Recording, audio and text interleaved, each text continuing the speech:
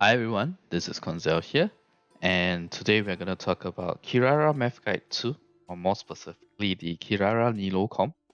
Now, I've mentioned in Math Guide 1 that she has quite a few comp motions, so I kind of want to look into Kirara Nilou comp first because I think that's the comp that can give you the most damage while still maintaining, her fun play style. Because the damage is more dependent on the reactions rather than Kirara's personal damage. Uh, but nevertheless, we'll look into all of this in detail, the usual stuff, the com, the rotation, the energy, because this is Nilou Bloom com, right? So we'll talk about a number of elemental application instances. We can talk about how many blooms we can get and whether or not it's enough to sustain hydro triggers instead of dendro triggers instead of 1d3h. Now, Kirara means there's an artifact presentation. I'll run through that, and we'll talk about Kirara's personal damage too before we talk about artifact comparison, mainly in terms of the builds, the mins, and substats as well. I'll give you guys a TLDR after this, and obviously what's coming next for Kirara. Although I may have to go for Kabe first, but yeah, you get a gist of what you're gonna get in this video. So before we start, right?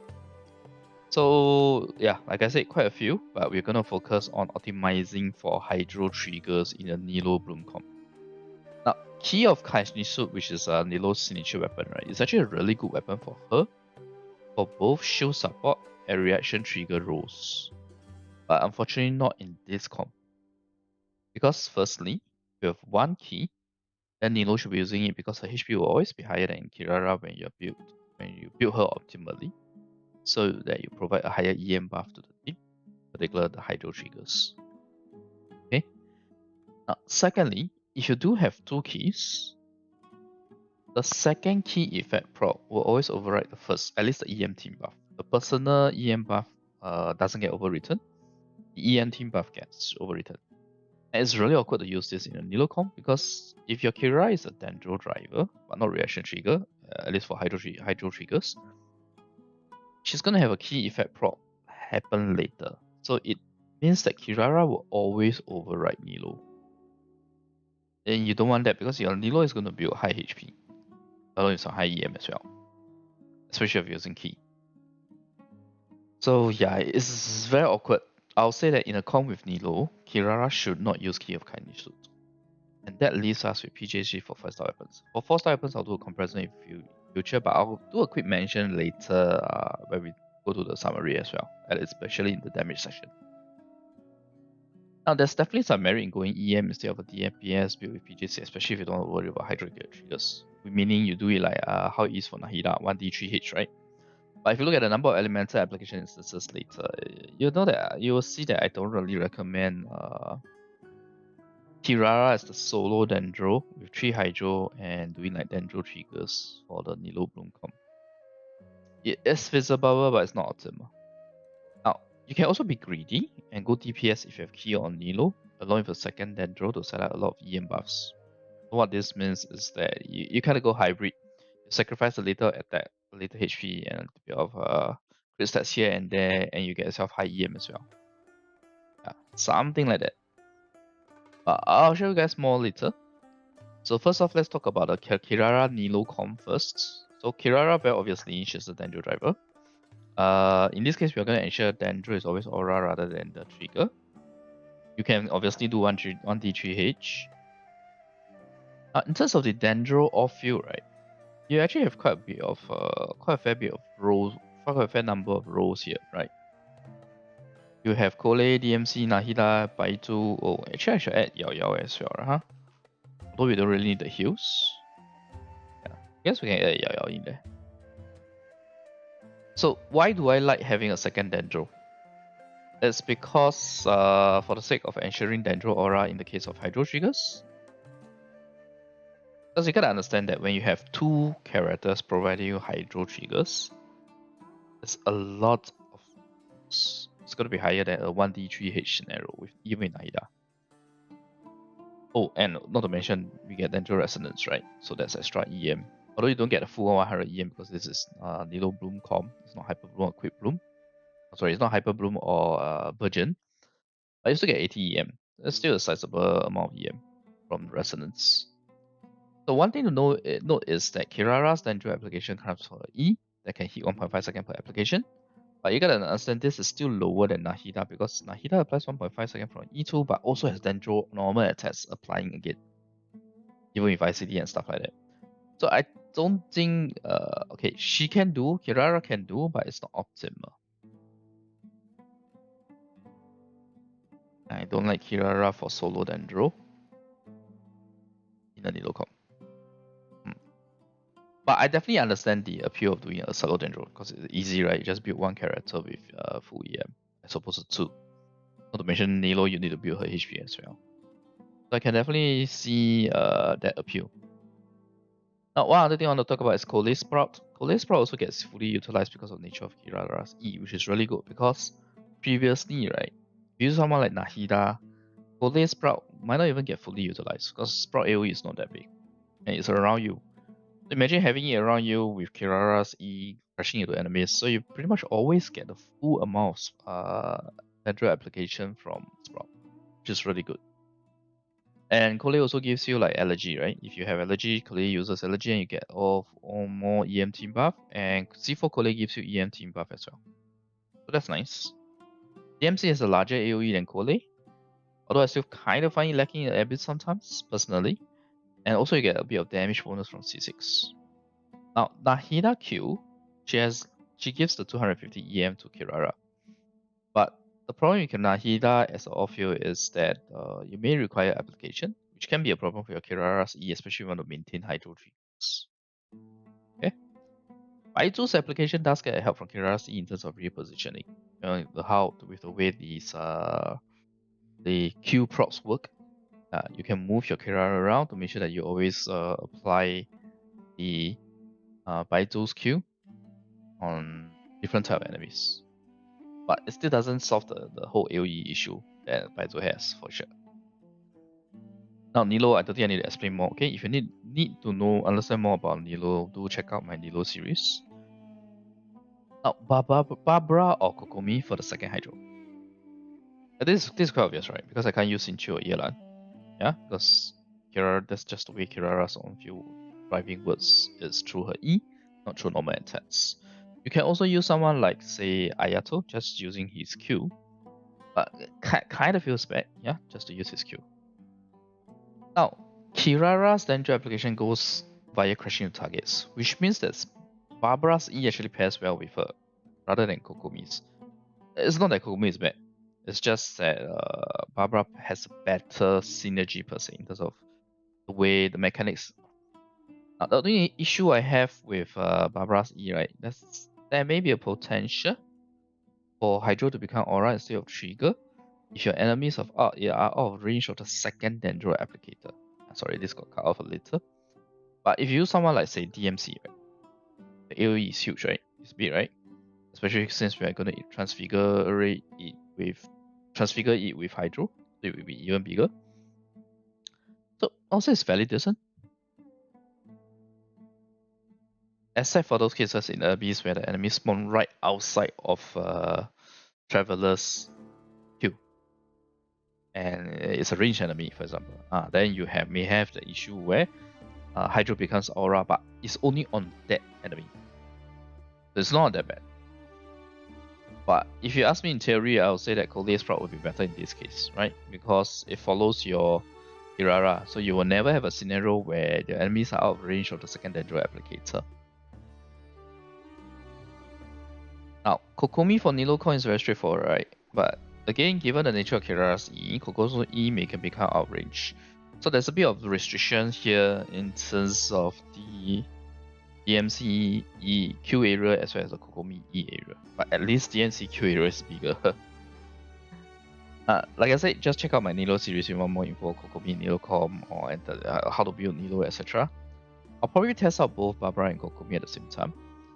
But I would think that how should I put it? Let me go to here because I actually mentioned it here already, so I don't repeat myself. The flex options that I listed here are all pretty close with their individual pros and cons, so it really depends on what you have available. A lot of them are fine. So this is a bit different from how I usually do like the math guide the comms for the math guides, right? Where I give you guys the so-called flex option, but it's usually like the budget option. like slightly worse off than the optimal per se. But for the case of Kirara Nilou, they all have their individual pros and cons. So there's no budget or versus optimal for these options here. But for the sake of energy generation, I would actually recommend Allergy Cole to be used with Kokomi, and for Volmus DMC you use with Barbara. Because okay, it should be self-explanatory, but let me just make it clear. Barbara doesn't generate any energy, so it's best to use her together with Favonius DMC. Because Favonius DMC is actually a great battery because of how short the cooldown on DMC's E is. You actually can use it twice in one rotation. Along with R5 Favonius, you can deploy it twice. Yep. So it's good. It's 2x E and 2x Favonius effect. But if you imagine if you use Barbara who doesn't generate any energy with someone like Allergy Cole, right, who only gets to use her E once in the rotation, I can tell you it's pretty bad for the ER requirements. Because I actually tested it out in terms of math. So yeah, that's why I say if you want to use Allergy Cole, you should use Kokomi. If you want to use Barbara, you should use Favonius DMC. And either way for both of them, you also still get one that follows you, in the case of Barbara's E and Cole's Sprout, and one that's on the ground. I mean, obviously, if you use Allergy, Cole, and Barbara, you get everything following you, right? Following your Kirara as you move around. But the problem is the energy. Energy situation is very bad with that combination. Allergy, Cole with Barbara. So yeah, I wouldn't really recommend it. And remember, your Barbara has to build EM, so you can't put Favonius on her. Ideally, not Favonius on her. Okay? So, yep, that's the kind of pairing that I would recommend here. And for the sake of my math, I'm going to go with Favonius DMC with Barbara. So that's the comp. I think I spent a little bit too much time on it. So let's go and talk about the rotation now. So this is rotation. I'm not going to go through the whole thing. But if you remember how I did it for the Nilou series, right? The Nilou Bloom comps, you'll see that we are again doing Dendro application first, followed by interweaving Dendro. And this comp is actually very factory friendly because all you need is Nilou. Barbara is pretty much F2P, right? Because you get it from the event. I'm pretty sure you still get her, one copy of her permanently for free as part of the event, the initial account creation event. And then DMC obviously is free as well, fully F2P. You will get him. Just finish the story quest, the Dendro, the Sumeru story quest. And yeah, so it's only Kirara and Nilou that you need to spend on in this comp. So not too bad. Now, Nilou Q, if you've seen the rotation I put asterisk here, it's because it's used for generating more cores with a bigger AoE, right? But you can definitely drop it or use it every other rotation, especially if you have issues maintaining the Dendro aura or her ER. Because you gotta remember, Nilou Q is a 2U application. So even if it's a 0.5x Hydro trigger, right, you still consume away 1U of Dendro. So that's a little risky. Yeah. Now, this Nilou Q, let me move this a little. Okay. This Nilou Q also extends rotation by 2 seconds. So I definitely wouldn't recommend using every rotation. In fact, it's actually ideal to use it on the second rotation because of Kirara's E cooldown, right? Because when you do a E hold for 10 seconds, her cooldown goes up to 12 seconds, if I'm not wrong. The rotation actually becomes 22 seconds. So the extra 2 seconds from Nilou's Q actually fits in. Yeah, and you only use it from the second rotation. First rotation, you don't use this. Okay? Now, rotation here, yeah, like I said earlier, right, it's actually very similar to the Cole DMC 2D2H for Nilou that I did previously. So that actually has perfect rotation execution as per the post-release testing.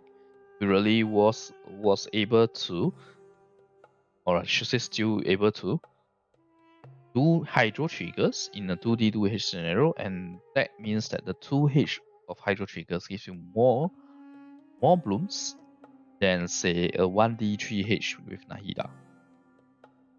Okay? But obviously the difficulty here is building high enough EM on both your both your hydros. Especially for the case of Nilou where you also need HP. Yeah? Alright. But one thing I like about Kirara E, right, is that Kirara is basically going to be like a Dendro field. And on top of that, she's going to have 2 hydro fields on her. right? Because of Nilou as well as the Barbara Z. You're just going to go around crashing into enemies and creating a whole bunch of multi-full cores. I really like that. And it's going to be a bit Dendro AoE feel because we're using DMC. Yeah? I suppose the alternative should be to use Kole Sprout with Kokomi as a pairing because of energy. So just this alone makes me want to try this out. Like I said, expect other than this issue here, yeah, the Barbara's energy generation. Now, using Kole, like I said, gives you sprout around your Kirara puzzle, which sounds more fun, but the problem with Kole is her battery function is a lot worse than DMC. But this only matters if you are going greedy with PJC in this comp. If you're not going DPS on Kirara, it's actually not an issue, because you can just afford more ER, right? Just drop the crit stats and get more ER. Okay. So with that, let's talk about energy rotation and the ER requirements. So you see it's actually not too bad for Kirara, right? We only need 125 ER. Although DMC needs a lot, but anyway, all along DMC needs a lot of ER. Nilou doesn't need high ER because we're only using her Q every 2 rotations, every other rotation. Barbara, we're not even going to use her Q, so her ER absolutely does not matter. That's why I just put 110 here. Honestly, it can just be 100. Doesn't matter at all. You're not going to be using her Q. Something is wrong if you have to use a Q, right? Because the Q is used to revive a teammate. So yeah, the energy situation looks really good with this pairing.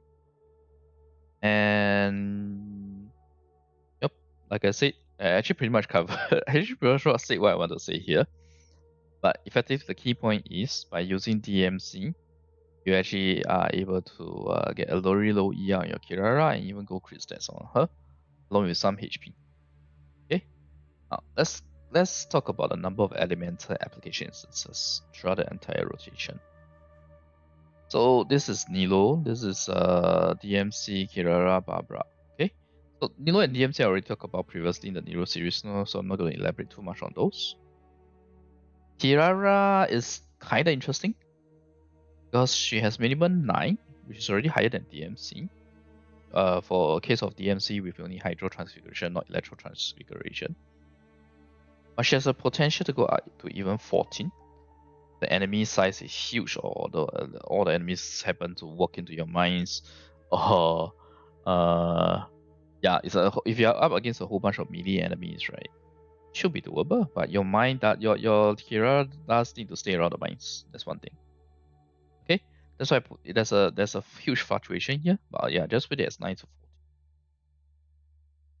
And yeah, Barbara's E is also decent in terms of application instance because E lasts very long. Okay. So generally speaking, I always prefer having the Dendro with the Aura unit so that Hydro can be the 0.5 as trigger, allowing you to trigger a lot. Okay, definitely more than Nahida as a solo Dendro.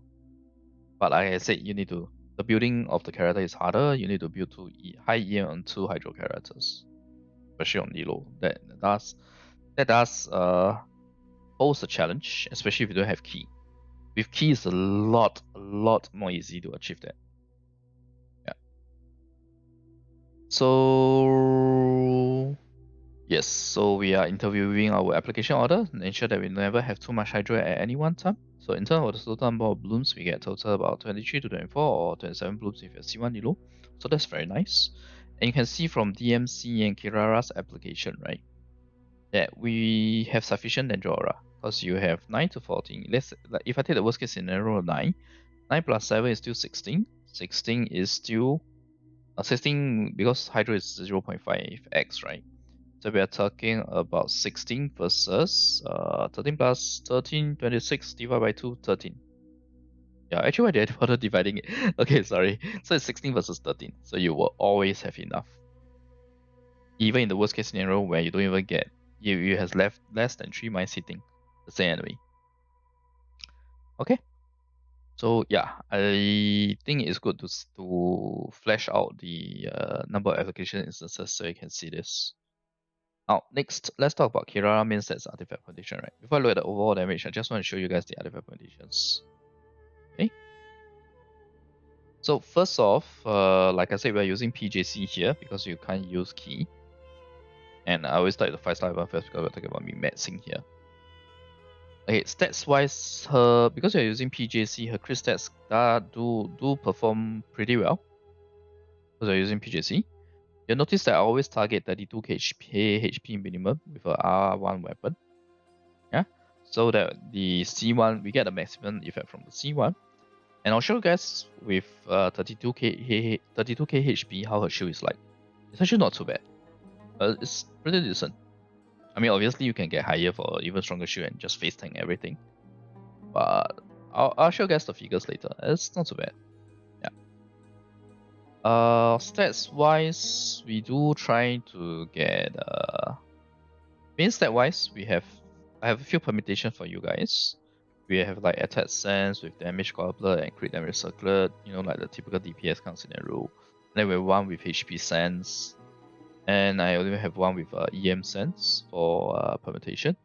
We also have a different artifact set with the same type of main stat as the first, and also a triple HP, just to show you guys how it works out. Triple EM. From this EM sense here, other than just the EM sense, I also did other tweaks to increase the EM here. I'll talk more about it later when we talk about the artifact builds, right? You guys will see that building EM on her is pretty decent and pretty okay. If you're going the Dendro trigger route, yeah. But like I said, I don't really recommend it. Yeah, sorry. Oh, this should not be here. Okay. So, yeah, let's go straight into the damage now that I've shown you guys the stats. Now, like I said, this is min max, right?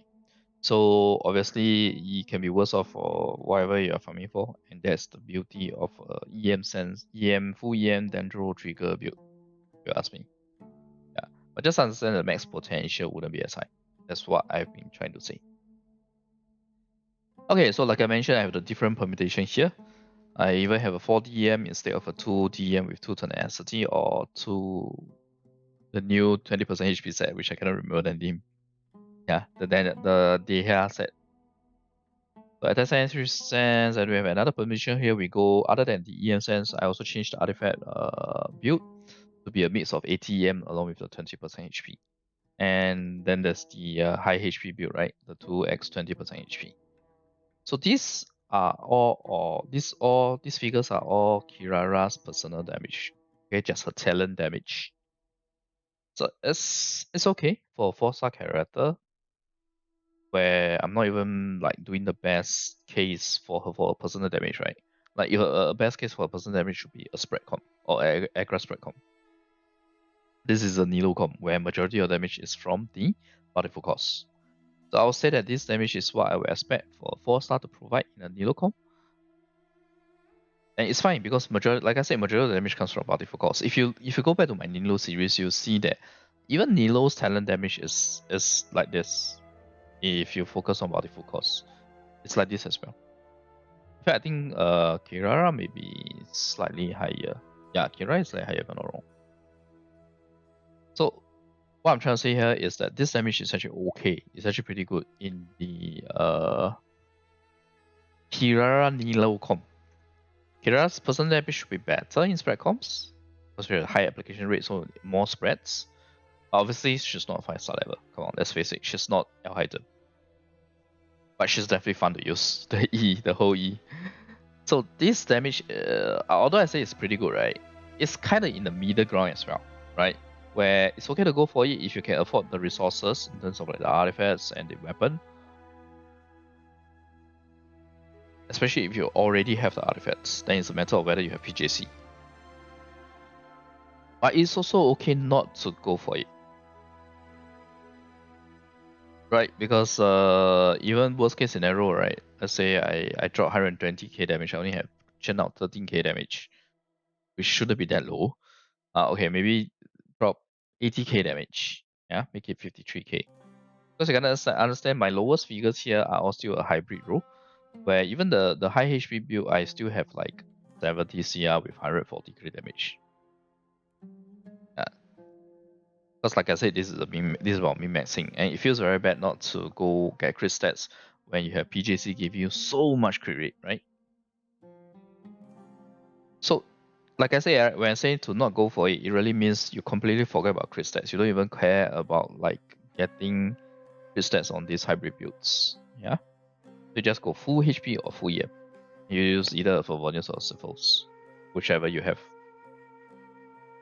And again, remember, full EM isn't good if you're going for hydro triggers, but it's good if, or rather mandatory if you want to go for Dendro triggers in a 1d3 scenario. Okay, so yeah, this is the whole thing that I've been trying to say, right? Whether or not you really need to like go heavily invest in terms of artifact farming for Kirara. The short answer would be not really. Alright, let's look at the artifact build comparison, right? Because I have the figures here, let's just look at the percentages. If I put them all together in the percentages, you'll see that it's basically the 2DM to tenacity or 220% HP effect, right? Is the best with attack sense. With HP sense, you are still a little worse off. Obviously, the EM build is worse off a lot, and the high HP is even worse. Yeah, we're pretty straightforward, right? Now, 4DM is also placed here, and it's also attack sense. Right, actually, it's a typo. It should be attack sense. Because I wanted to show what's the impact if you decide to go 4DM instead of 2DM to tenacity. Because it really depends on your second Dendro. Whether your second Dendro is using the 4DM or whether your Kirara is 4DM. Depends on you. But for me, right, because I'm doing DMC in this comp, so DMC can just use for DM is fine. For deep wood memories, okay? It's not too bad, 17 to 18% loss. Like, if you look at percentage, it's bad, right? But if you look at the absolute figures, just 20k damage. Not even 20k damage is not even. It's about half of one bountiful core for my Nilou. That's if I have if my C2 Nahida effect procs. But anyway, we're not using Nahida here, so it's fine. Okay. So yeah, whether you want to use 4DM or Kirara, it really just depends on whether your other Dendro requires the 4DM. Is best suited to use the 4DM. For example, if you're using say Nahida with Kirara, then I'll recommend Nahida to use 4GD and Kirara use 4DM. So that Nahida can give more EM to the Hydro characters. Okay? While still also getting good damage on her part. Now, the next thing we want to talk about, or rather the few points of comparison I want to talk about here. Attack Sense is better than HP Sense for Kirara's personal damage, even with PJC. This should be pretty clear, right? Because right now, even characters like say Xingqiu, where PJC is pretty good on him, the same thing applies. You don't use HP Sense on Xingqiu, you use Attack Sense. But for Kirara, even with her HP scaling, I would say that Attack Sense is better. At least for her damage. Okay? So R5 PJC does have a smaller gap, right? It's only about 5% difference. But Attack Sense is still better with R5 PJC. Now, shield-wise, this is the important one I want to talk about. Even if you go for higher personal damage, right, you get a shield that's almost 12k, 11.8k, yeah, for R1 PJC, or 11.9k if I really want to round up. It's almost 12k. So it's still better than most of the 4-star shields. I can tell you most of the 4-star shields, shielders, right, their shield at max potential is something like 8.7k, you know, around that type of figure. So her having 11.9k at C0 is actually really good. This all tends to her higher multipliers. Okay. Now obviously we look at the max because once you do whole E, it's very easy to hit the shield max. So we just look at the shield max figure. And if you have C3, it goes up to 14k. So yeah, I think it's pretty alright. I mean, you can definitely go just stop at 32k HP, what I see here. So, oh, right, like I said, I actually talked about it already, but if you want Kirara to 4DM holder, her personal damage only drops by 20k, so that's okay. Right, especially with other characters does better by dropping 4DM. If you're worried that Kirara will take Dendro triggers in a 2D2H comp, I better specify this, because people may take it out of context. You can afford to go higher EM on her in a hybrid build, that's what I'm showing here, right? Because if you look at the EM, right, you actually achieve 772 EM with R1 PGC. So that's actually very good. That's already very, very good. You're already going to hit really hard on Nilou's multifocals. But you do lose quite a fair bit of personal damage, right? You lose about 56k. And this is only if she triggers the multifocals. So I really don't see the need for this investment. Because yeah, in a 2T2H where it's hydro triggers, right? You should be setting it up correctly such that you don't have to go and get EM on your Kirara. But you can be greedy and like I said, you want to get high EM, crit, and HP. Because this is actually pretty high EM, crit, and HP. Right? We still get our 32k HP shield. We still have 772 EM. Our crit stats still suffer. And our personal damage suffer. But yeah. That's doable. But like I said, high EM on Kirara only matters if she triggers reactions. She has no EM scaling in her kit. So it feels very bad to go EM on her. Unless if you want to insist on using Syphos on her, then you get high EM on her, and then you get energy recharge and bonus recharge to the team too. Could work, but I would recommend Syphos really only if you're going 1D3H with Kirara doing all the triggers rather than the Hydro characters. Yeah. Because her application rate is lower than Nahida, so you do get lesser costs, multiple costs. That's why I always say I don't recommend, throughout this video I've been saying, right, I don't recommend Kirara to be like 1D3H Dendro trigger. Now, let me elaborate a bit more on the high HP build, right? For the high HP build here, we are getting about 51k HP at R1 with R1 PJC. So that gives us C0 17k shield. C3 is 20k shield. So I guess it's really up to you to, if you feel 12k or 14k isn't good enough, you want more, right? Then for sure you can go for like more HP. But in my opinion, 12k, 14k is enough. Because even with all the Dendro costs exploding, right? You gotta remember that she has 250% damage absorption against Dendro. It's more than enough. I think it's more than enough. And like I said, all my builds have 32k HP. You have more with R5 PJC, but 32k HP is like the bare minimum, so that we get the maximum effect from C1. Okay. So then that brings us to the TLDR, where I'll give a summary of all the videos, as all the points in this video, as well as the artifact components that I just talked about. So first off, Team Com, generally speaking, in the Kirara Nilou Com going for Hydro triggers, for the remaining two members, you need one of your Dendro and Hydro applicator each. Okay, I shouldn't say that cannot. Kirara can support 1D3. Oh, sorry, wait, correct. Okay, sorry. What I'm trying to say here is that if you want Hydro triggers, right, Kirara cannot support 1D3H. Not possible. If you want Dendro triggers, yes, she can support, but she has lesser generation than Nahida, so that feels bad as well. Which is what I'm trying to say here. Lesser cost means lesser overall damage, so it's not optimal. You can do it if you want to, but it's not optimal. Move it that way. I'd rather go to D2H on her and aim target for Hydro triggers. Now, while Key of Kindness Suit is good for the Kirara in Dendro comps, I don't recommend it in Nilou comp. Because if you have one key, Nilou makes better use of it. If you have two keys, since the latest key team EM buff overrides the earlier one, you'll end up lowering your EM team buff because Kirara as the on-field is always later. So she will always have lower HP than Nilou. And she will always have lower HP than Nilou because of the base HP difference we have to talk about. It's 12k versus 15k base HP. So it's quite a bit difference. Okay. So flex options that I've mentioned in the com section, right? They're all pretty close to your individual pros and cons. So it really depends on what you have available. Either of them are fine. But do note the specific pairing that I mentioned in this section. So I highly recommend you refer to this section for the details if you really want to know more. Next is the rotation. So rotation is here. Please refer to this section for details. I'm not going to run through the rotation. I have all the notes talking about how the rotation is set up, why there's a asterisk point for here, the Neo Q. Energy wise, stands to 2 DMCEs plus 2 for bonus prot. You really only need 105 ER on Kirara, which is covered by base roll. That's very nice, since we are trying to build her to get some. We're trying to invest in her personal damage in this comp.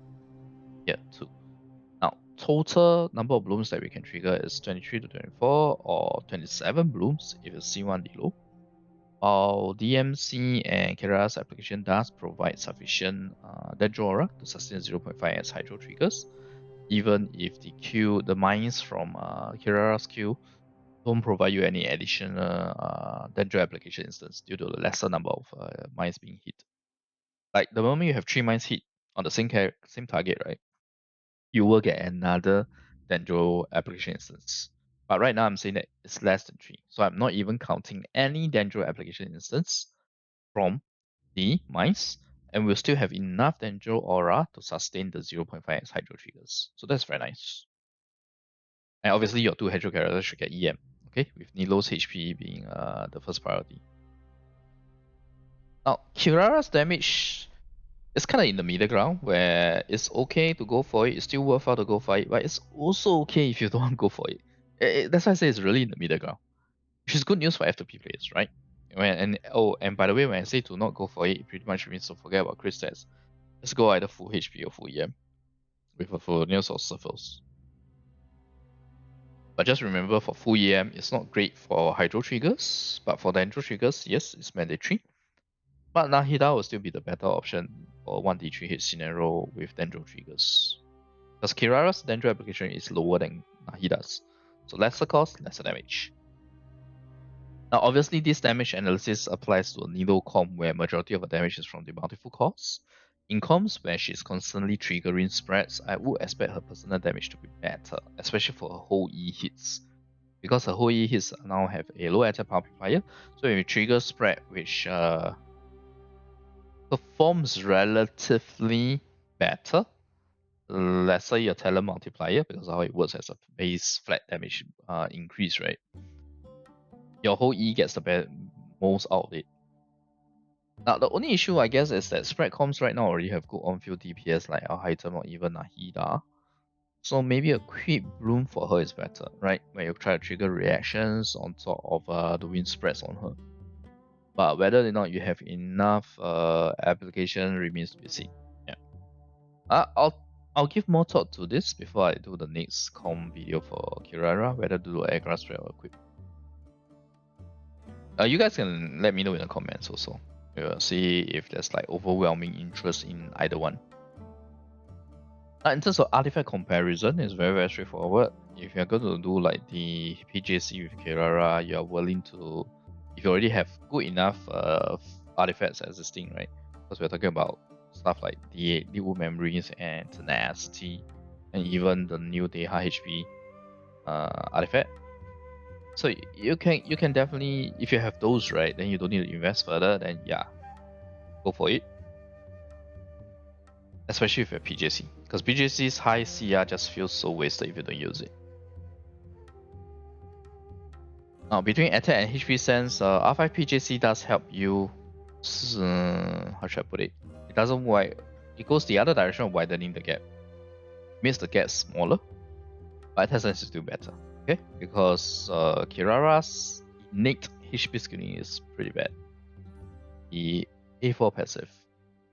Now, shield-wise, even if you go for higher personal damage, you still get a shield that's almost 12k, which is still better than most 4-star shields. Like I said, most 4-star shields, before I calculate shield strength or the specific element that they're better at absorbing, right, it's typically about 8k. 8k to 9k.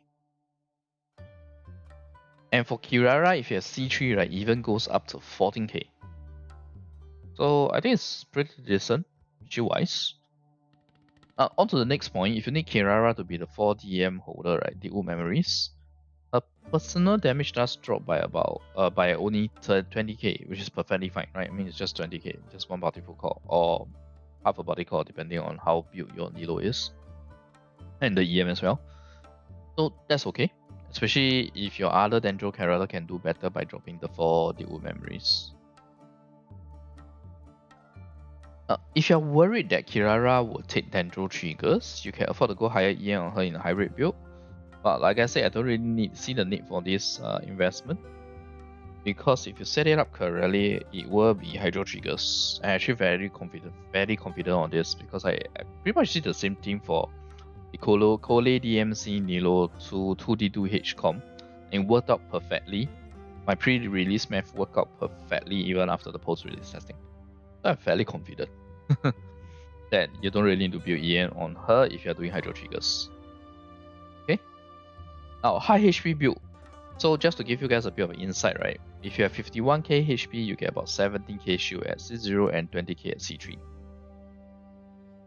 So yeah, I mean it's even better, right? The shield amount. So it's really up to you to whether or not you feel 12 or 14k isn't enough and you want more. But in my opinion, it's enough. Because remember, her Dendro shield has 250% Dendro absorption, so you don't need to worry about all the self damage from all the bountiful costs that this comp is going to be churning out like crazy.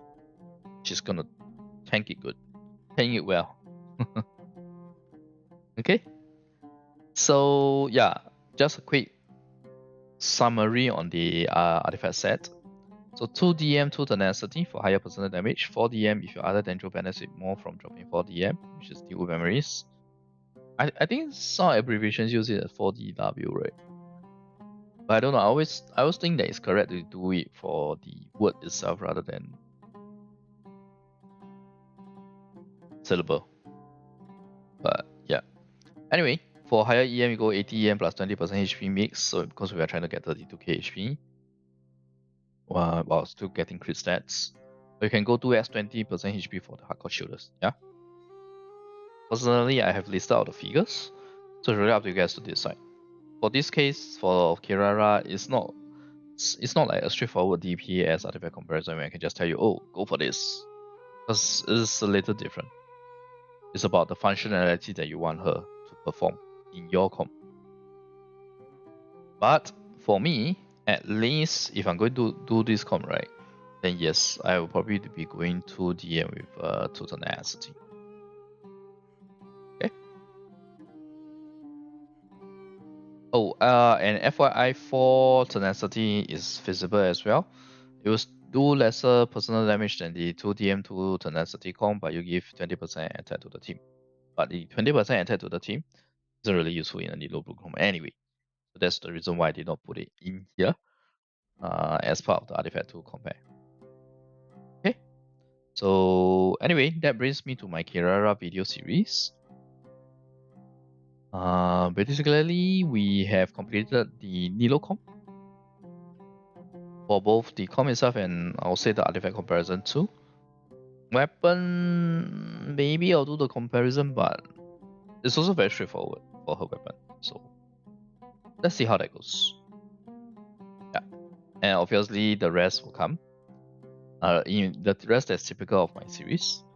But I may need to pause Kirara for a short moment and work on Kaveh instead because Kaveh does come earlier than Kirara.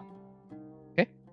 So anyway, thanks everyone for watching. If the content is helpful to you, if you like the content, remember the video and click subscribe for more. Bye.